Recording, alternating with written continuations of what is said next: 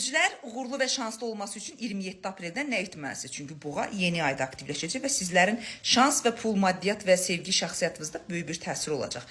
Bürclərdən birincisi qoçlar olacaq. Qoçlar pul, finans baxımından yeniliklər qapısını açacaqsınız. Amma unutmayın ki, bu yeni ay risk və sürət baxımından sizin aktivləşməyinizi istəmir. Hər şey zaman aktivləşməsində çox gözəl olacaq. Buğalar zaten super ay sizin ayınızdır.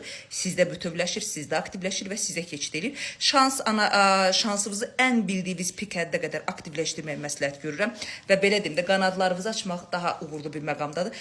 Xarici görünüşünüzə də fikir verməyinizin buğalar zamanıdır. Əkizlərə gəldiksə, əkizlər partnyorlarına sevgi və şəxsiyyətlə əlaqədar olaraq kimlərlə işbirliyi və kimlərləsə belə deyim də nəyi gücləndirmək istəyirsinizsə, onları belə deyim də şəxsiləşdirin, araşdırın və gücləndirməyə çalışın. Və ən çox da belə deyim də bəzi nüanslar olacaq ki, gözünüzün önündə olacaq, onları araşdırın və pillə-pillə güclənmə zamanıdır. Xərçənglərə gələndə isə xərçənglərin sosiallıq və məntiq beyninizi işlətmə zamanıdır. Aktivləşirsiniz, özünüzü gücləndirirsiniz, yatmış vəziyyətdən çıxacaqsınız.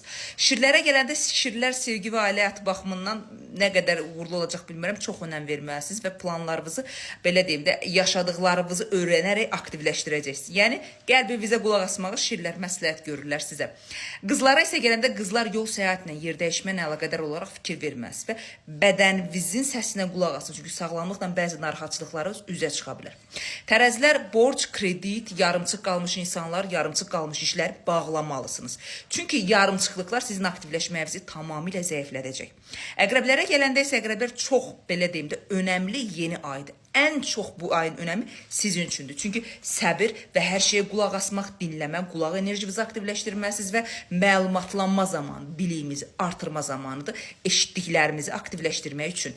Oxatanlar iş, çalışma, yeni mühit, yenilənmə və bədənimizdə artıq kilo, bədənsel ət olaraq, bədənsel yenilənmə olaraq, qidalanma olaraq bunlara çox ciddi bir şəkildə fikir verməliyiz. Çünki mədə-bağırsaq sistemində bəzi çakralarımızın bloklanması ola bilər acgözlüyümüz nəticəsində.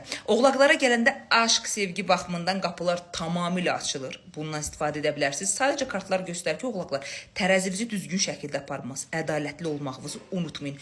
Öz pəncərəvizdən də baxmağınız çox vacibdir. Dolçalara gələndə risk, evdə, ailəvizdə bəzi riskləriniz ola bilər. Bir də mal mülklə əlaqədar olaraq problemlərinizi həll etmə zamanınızdır. Belə deyim də mayın 11-nə qədər.